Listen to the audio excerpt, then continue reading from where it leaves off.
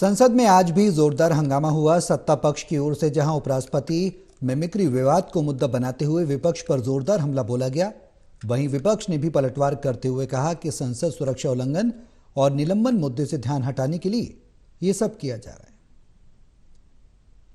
आज भी जोरदार टकराव जारी रहा। सत्ता पक्ष जहां उपराष्ट्रपति मिमिक्री विवाद को लेकर विपक्ष पर हमलावर है और जवाब मांग रहा है, माफी की मांग करते हुए लगातार विपक्ष को घेरने में जुटा है, तो वहीं विपक्ष की ओर से कहा जा रहा है कि पूरा मामला संसद सुरक्षा के मुद्दे को डाइवर्ट करना है, साथ ही निलंबन से जुड़ा मुद्दा न उठ पाए, इसलिए ये विवाद पैदा किया जा रहा है।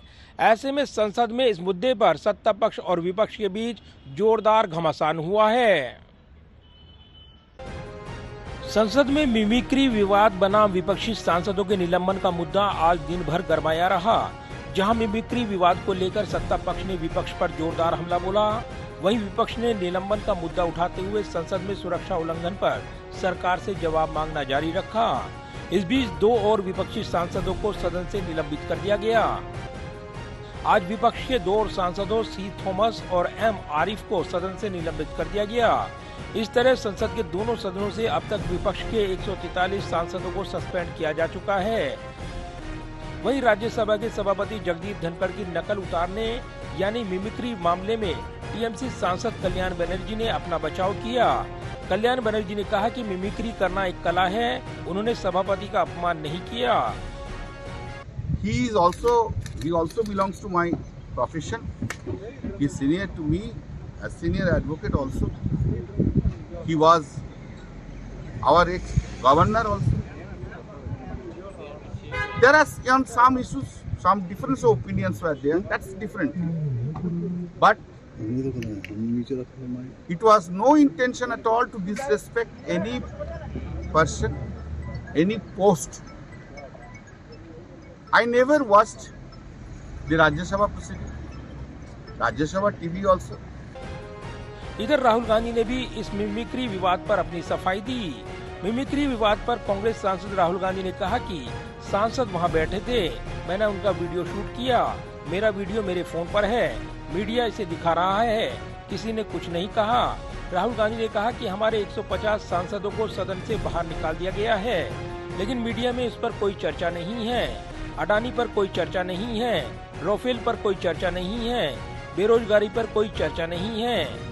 वहीं राज्यसभा में संसदीय कार्य मंत्री प्रहलाद जोशी ने कहा कि संवैधानिक पद पर बैठे व्यक्ति का अपमान किया गया है।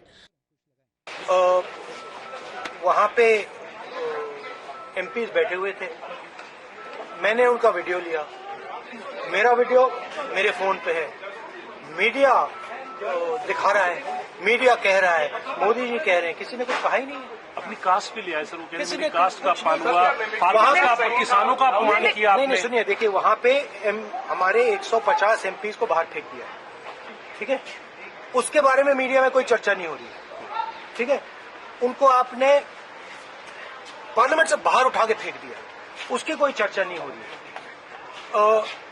अदानी जी पे कोई चर्चा नहीं हो रही है। राफेल पे फ्रांस ने कहा है कि भैया इन्वेस्टिगेशन नहीं अलाउ हो रहा, उस पर कोई चर्चा नहीं हो रही है। बेरोजगारी पे कोई चर्चा नहीं हो रही है। हमारे एमपीज वहां पे दुखी हैं, बाहर बैठे हुए हैं, उन पे आप चर्चा कर रहे हो। सदन में प्रहलाद जोशी ने नारे लगवाए, उपराष्ट्रपति का अपमान नहीं सहेगा हिंदुस्तान। इसके बाद जोशी ने प्रस्ताव दिया कि सभापति के सम्मान में और विपक्षी सदस्यों के खिलाफ खड़े होकर प्रश्नकाल में हिस्सा लिया जाए। आपके संविधान पद को जो अपमानित किया है, तो उस सदन के सदस्य है श्री राहुल गांधी, पूरा संविधान पद का और आपका अपमान किया है, ये तो हम घोर निंदा करते हैं सर। कल भी हमने इसका निंदा किया है। किसी वर्ग और समाज को ऐसे कलंकित करना बिल्कुल ठीक नहीं है सर।